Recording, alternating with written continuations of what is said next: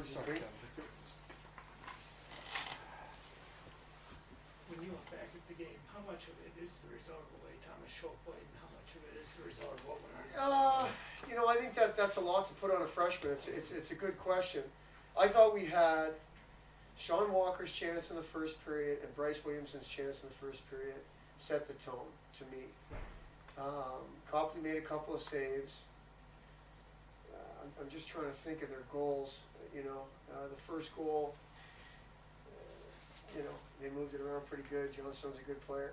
Hey, Kevin, this was as bad as we've played all year. Full marks to Michigan Tech. They're one of the best teams in our league. I've been saying that. I'll continue to say it, not because of the result tonight, because that's what they are. We were poor tonight. We stress every play matters. We stress our play with the puck. That's as poor as we've been with the puck. That has nothing to do with Thomas Scholl. So Thomas did not set the tone for us. I think we had a couple of chances early. We were skating, and it went downhill from there. We had guys that wanted to do it on their own and do it their way. And as we all know, that way doesn't work when you're trying to cut corners and hit home runs, and you ultimately turn pucks over, and a great team like Michigan Tech exposes you for it and takes advantage of it. And that was the example of that tonight. And you had a chance to see back in the second period, a little bit more jump and a couple Yeah. chances on the power play. Yeah, again, but we weren't to our game. Right. We just weren't, you know. That's where I think Thomas struggled, was in the second period. You know, the two goals they scored were obviously goals that can't go in. You know, you get one to make it 4-1, you have a power play. We just weren't right tonight. We weren't. Our top guys weren't right, and it went all the way down. So, and again, I am by no means going to put anything on a freshman goaltender.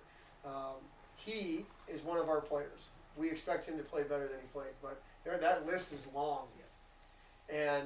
And again, it's really disappointing for us. You know that we have this 6-game homestand, and now it's 2 Fridays in a row where we haven't played very well. And obviously tonight was a lot worse than we've played in a while. This late in the season, how important is it just to move on to tomorrow? Well, there's nothing else we can do. I mean, really, that's not coach speak, that's real. You know, we said last Friday that game wasn't going to define our second half, and we said after the Boston College game that game wasn't going to define our second half. That was a poor effort. The message was we meet here at 10 a.m. tomorrow, we have to be way better than we were tonight. That's it.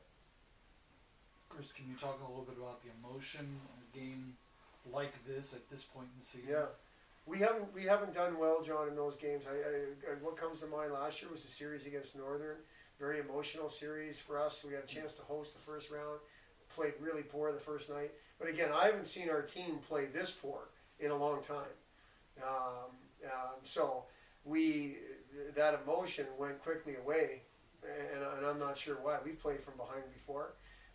We let a 2-goal deficit going into the second period turn into something that was out of hand, and there's no reason for that. How would you say your emotion then is about this game, especially happening this late in the season? Me personally, I'm very disappointed. Very disappointed. Because and I'm not disappointed in the players. I'm disappointed in all of us. You know, you know, this is my term. You know, play that poorly at home. To play that poorly at home at this time of the year, there's just no excuse for that. We have to self-reflect. Were we not prepared? Did we not practice properly? Did we not do the right things in practice?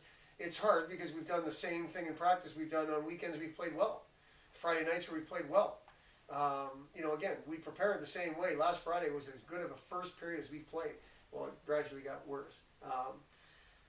We talked about not turning pucks over, John, all week long. You would have thought the message was turn pucks over. Turn pucks over. Be loose with the puck. You would have thought that was the message. That's a frustrating part of coaching, because you're saying the things that you think are right, and then you don't execute. The blame starts with me, but it's all encompassing. That's us. Thanks a lot.